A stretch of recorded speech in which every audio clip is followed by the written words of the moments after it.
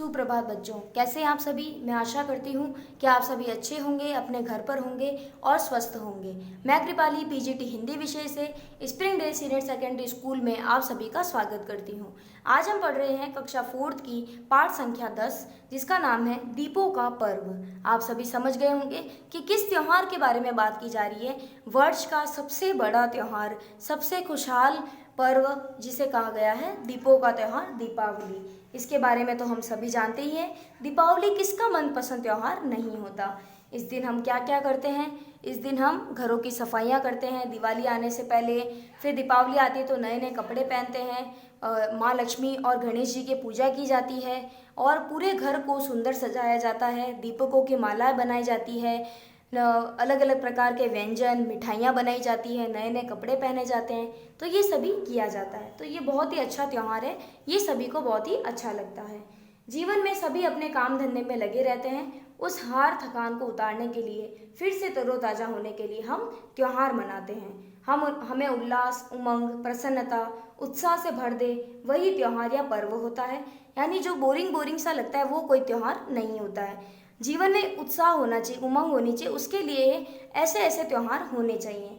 तो यही कारण है कि हम त्यौहार पर नए वस्त्र पहनते हैं, स्वादिष्ट पकवान खाते हैं और लोगों से मिलते जुलते हैं। दूसरे दिन हम लोगों के घरों पे भी जाते हैं। इस प्रकार से इसीलिए दीपावली के बारे में ये त्यौहार मनाया जाता है। तो हम पढ़ते हैं कि दीपावली किस प्रकार का त्यौहार है, इस दिन क्या क्या होता है।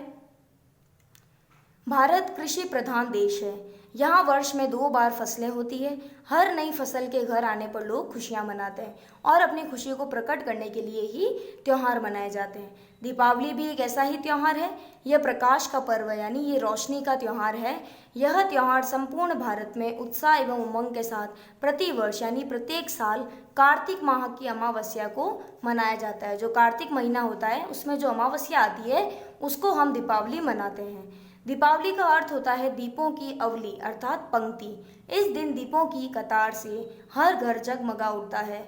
यह त्यौहार 5 दिनों तक बड़ी धूमधाम से मनाया जाता है। इसीलिए इसको सबसे बड़ा त्यौहार कहा जाता है, क्योंकि यही एक ऐसा त्यौहार है जो 5 दिनों तक, साल में एक बार ये त्यौहार आता है और इसे 5 दिनों तक धूमधाम से हम सभी मनाते हैं।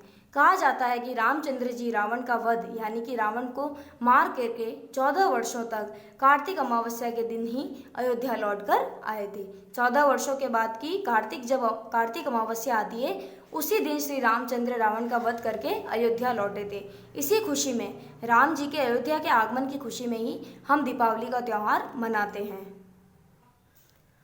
उनके आने की खुशी में अयोध्या वासियों ने अपने घरों में घी के दिए जलाकर अंधेरी रात को भी उजाले से भर दिया था। जब श्री राम अयोध्या से चले गए थे तो अयोध्या पूरा सूना हो गया था। वहाँ पर कोई भी किसी भी प्रकार का उत्साह नहीं बचा था। लेकिन जब कार्तिक अमावस्या को श्री राम फिर से अयोध्या लौटते हैं तो सभी अयोध्या वासी, जो वहाँ में नगर में रहने वाले लोग हैं, वे सभी घी के दिए जलाकर उनका स्वागत करते हैं। दीपावली का त्यौहार वर्षा ऋतु के बाद आता है। वर्षा के कारण घरों में सीलन हो जाती है तथा मच्छर, मक्खी, मकड़ी आदि पैदा हो जाते हैं। इसलिए इस अवसर पर घरों की साफ सफाई पुताई की जाती है, जिससे कीटाणुओं का नाश होता है।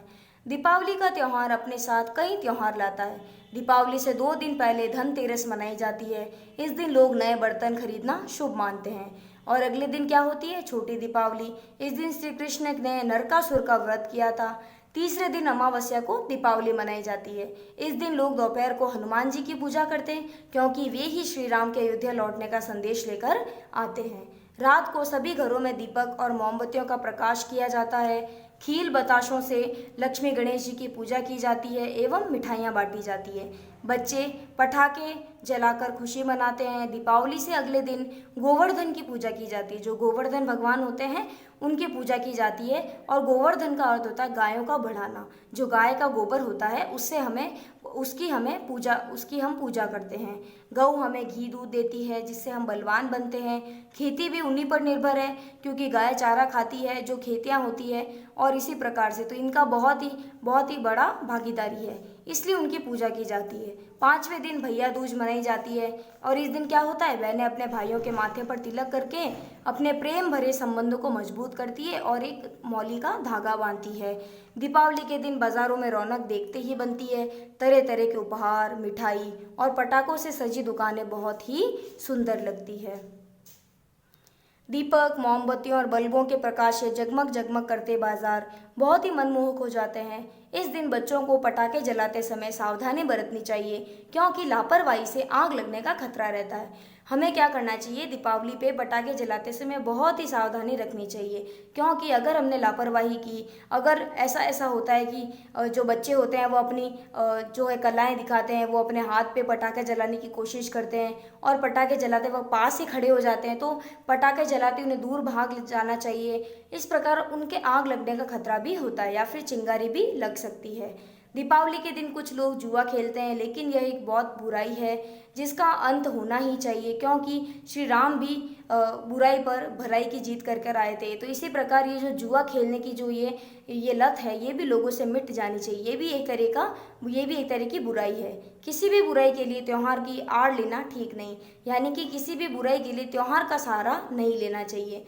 यह त्योहार तो प्रकाश का त्योहार है। प्रकाश हमारे विचारों में हो, देह यानी शरीर में हो, व्यवहार में हो, जीवन में हो, तभी दीपावली की सार्थकता यानी तभी दीपावली हमारे जीवन में संपूर्ण रूप से सही मानी जाती है। तो इस प्रकार कहा गया है कि हमें अपने जीवन में अब विचारों में प्रकाश लाना है, यानी विचार हमारे सोच ऊंची होनी चाहिए, सोच बड़ी होनी चाहिए, समाज में हमारा नाम होना चाहिए, समाज में फैले अंधविश्वास और जितने भी प्रकार की बुराइयां हैं उन सबको नाश करने का काम भी हमारा ही होना चाहिए। व्यवहार में हमारे विचारों में, व्यवहार में, जीवन में, सभी में दीपावली संपूर्ण रूप से समाई भी होनी चाहिए। दीपावली का अर्थ है कि हमारे हृदय में एक अलग ही तरह का प्रकाश होना चाहिए। धन्यवाद।